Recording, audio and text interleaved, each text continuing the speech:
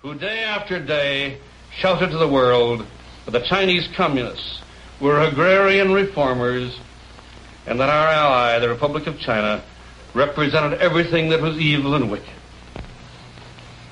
Now, my good friends, if there were no communists in our government, would we have consented to and connived to turn over all of our Chinese friends to the Russians? Now, my good friends, if there had been no communists in our government, would we have rewarded them with all of Manchuria, half of the Kuril Islands, and one half of Korea? Now, how many Americans have died and will die because of this sellout to communist Russia? God only knows. If there were no communists in our government, why did we delay for 18 months, delay our research on the hydrogen bomb, even though our intelligence agencies were reporting day after day that the Russians were feverishly pushing their development of the H-bomb? And may I say to America tonight that our nation may well die. Our nation may well die because of that 18 months deliberate delay. And I ask you, who caused it? Was it loyal Americans or was it traitors in our government? Have you no sense of decency, sir? Late 1946, a highly classified government program called Venona was working to combat Soviet intelligence. The Venona program began breaking Soviet codes transmitted by cables between Moscow and the United States. In view of that request, not exactly, Mr. Chairman, but in view of Mr. Welch's request that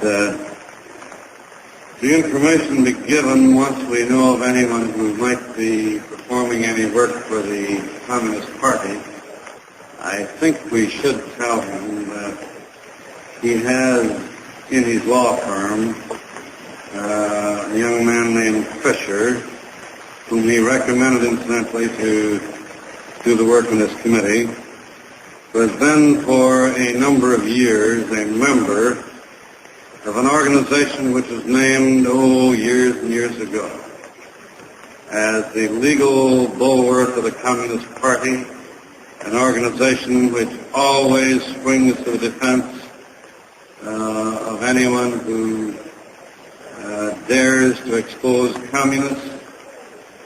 I certainly assume that Mr. Welch did not know of this young man at the time he recommended him as the assistant counsel for this committee, but he has such terror and such a great desire to know where anyone is located who may be serving the communist cause, Mr. Welch, and I thought we should just call to your attention the fact that your Mr. Fisher, who is still in your law firm today, whom you asked to have down here looking over the secret and classified material, is a member of an organization not named by me, but named by various committees, named by the Attorney General, as I recall. He belonged to it long after it had been exposed as the legal arm of the Communist Party. Knowing that, Mr. Welch, I just felt that I had a duty to respond to your urgent request that before sundown, when we know of anyone serving the communist cause, we let the agency know. We are now letting you know that your man did belong to this organization for either 3 or 4 years, belonged to it long after he was out of law school.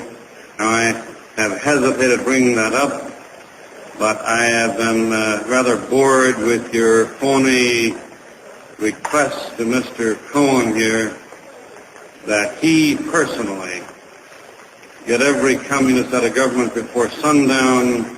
Therefore, we will give you the information about the young man in your own organization.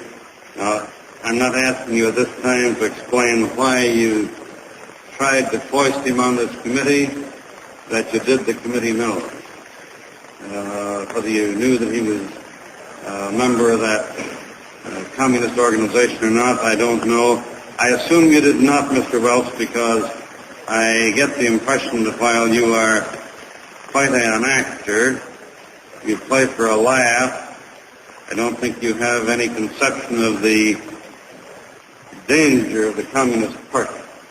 I don't think you yourself would ever knowingly aid the Communist cause. I think you are unknowingly aiding it when you try to burlesque this hearing in which we are attempting to bring out the facts. Mr. Chairman, well, it's to say that he has no recognition, no memory of Mr. Welch recommending either Mr. Fisher or anybody else as counsel for this committee. I will put in the record that, Mr. Chairman, the news story on that. Under these circumstances, I must myself have something approaching a personal privilege. Senator McCarthy, I did not know Senator, sometimes you say, may I have your attention? May I have your attention? Now this time, sir, I want you to listen with both. Senator McCarthy, I think until this moment... Just listen, let me ask, Jim, when you get the news story, the fact that this man belongs to this Communist Front organization... I will tell you that he belongs to it. Will you get the citations, what are the citations showing that this was the legal arm of the Communist Party and the length of time that he belonged, the fact that he was recommended to Mr. Welch? I think that should be in the record. Senator, you won't need anything in the record when I finish telling you this. Until this moment, Senator, I think I never really gauged your cruelty or your recklessness. Fred Fisher is a young man who went to the Harvard Law School and came into my firm and is starting what looks to be a brilliant career with us. When I decided to work for this committee, I asked Jim St. Clair, who sits on my right, to be my first assistant. I said to Jim, pick somebody in the firm to work under you that you would like. He chose Fred Fisher, and they came down on an afternoon plane. That night, when we had taken a little stab at trying to see what the case is about, Fred Fisher and Jim St. Clair and I went to dinner together. I then said to these two young men, boys, I don't know anything about you except I've always liked you. But if there's anything funny in the life of either one of you that would hurt anybody in this case, you speak up quick. And Fred Fisher said, Mr. Welch, when I was in the law school, and for a period of months after, I belonged to the Lawyers Guild, as you have suggested, Senator. He went on to say, I am secretary of the Young Republicans League in Newton, with the son of Massachusetts governor. And I have the respect and admiration of my community, and I'm sure I have the respect and admiration of the 25 lawyers or so in Hale and Dover. And I said, Fred, I just don't think I'm going to ask you to work on the case. If I do one of these days, that will come out and go over national television, and it will just hurt like the dickens. So, Senator, I asked him to go back to Boston. Little did I dream you could be so reckless and so cruel as to do an injury to that lad. It is true he is still with Hale and Dover. It is true that he will continue to be with Hale and Dover.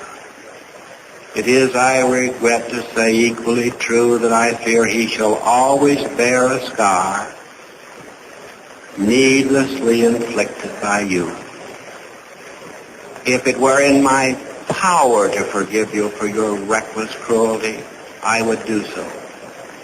I like to think I'm a gentleman. But your forgiveness will have to come from someone other than me.